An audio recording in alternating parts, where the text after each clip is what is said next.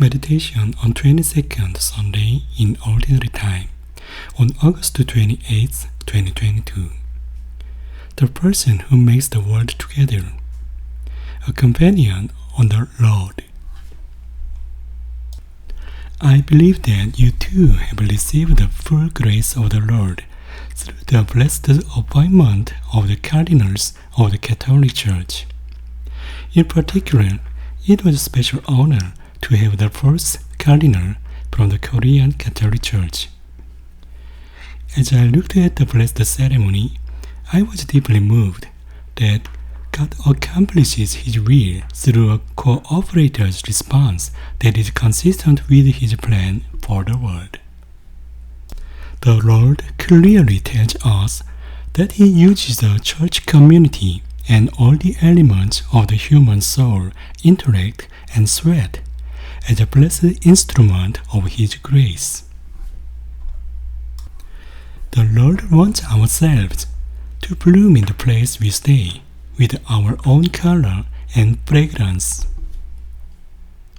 And He calls us to unite together in a flower garden to radiate the beauty of life to the world.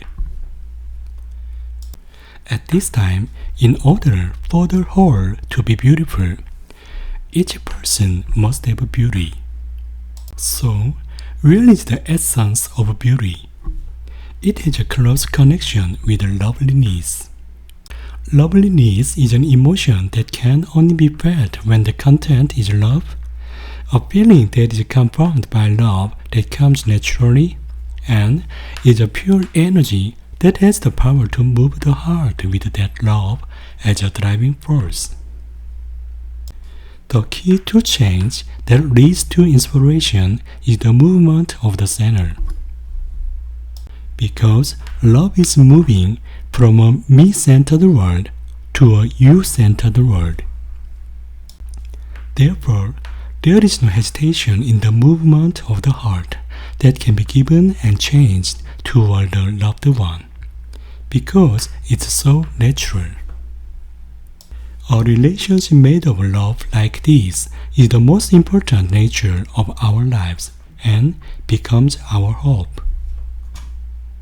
The journey of life is your Lord. You can never go alone. Even if life is a long path, then you have to live and prove by yourself after all.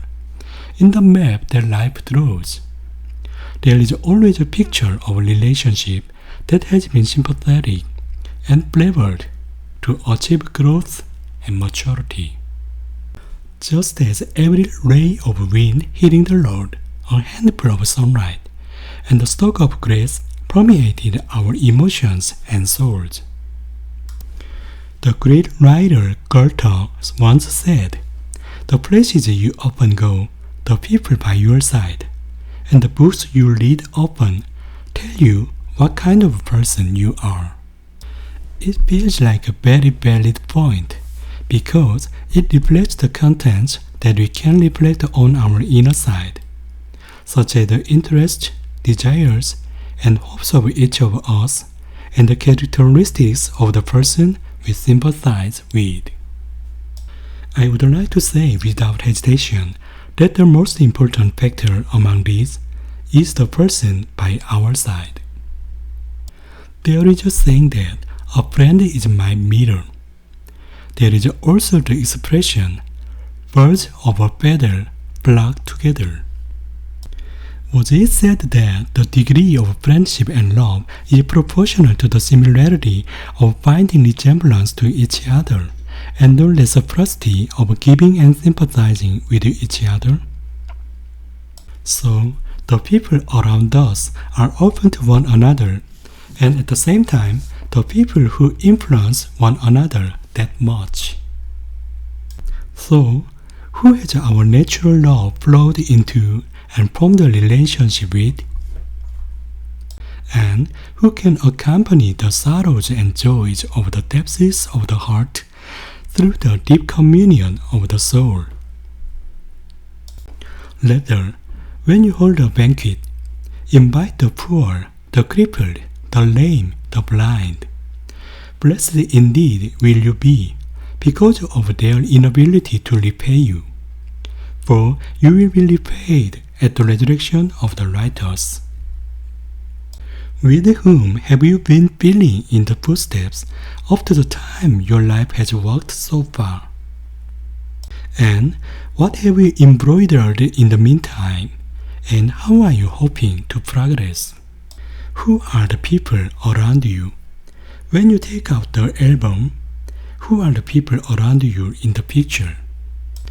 In a relationship centered on profit and loss, when the size or scale of the number that separates profit and loss disappears, it disappears together and even people leave.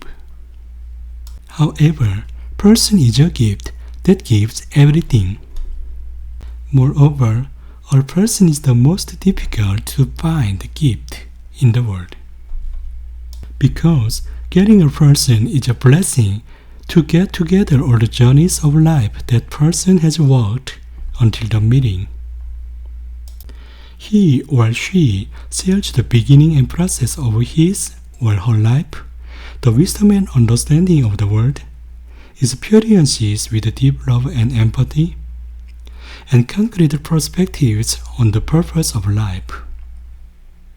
And he or she comes with it all as a companion on the road to help each of us find the path we need to walk.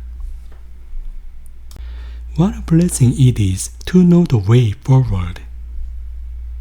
You have approached Mount Zion and the assembly of the firstborn in Lord in heaven. How can we obtain such a precious companion on the road to eternity? For everyone who exalts himself will be humbled, but the one who humbles himself will be exalted. To humble oneself is a gesture that reflects the love of listening to the souls of others. This lowered heart opens the other person's heart to participate in the invitation you send on your own path.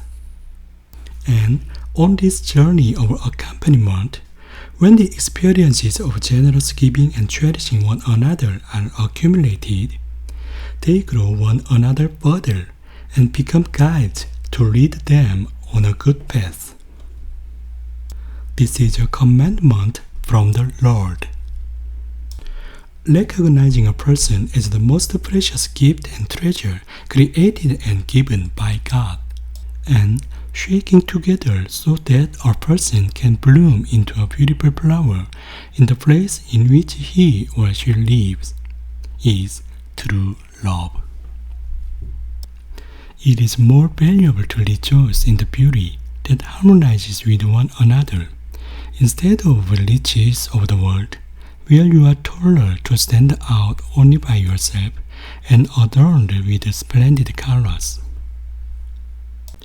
The simple daily life that makes the world recognize that you are the Lord's disciples with the fragrance of the humble unity of mutual love is a blessed mission and the calling to reveal God's glory. For great is the power of the Lord. By the humble He is glorified. I hope that the daily life we draw together as we accompany on the Lord can be a blessing that is sown as the seeds of the gospel.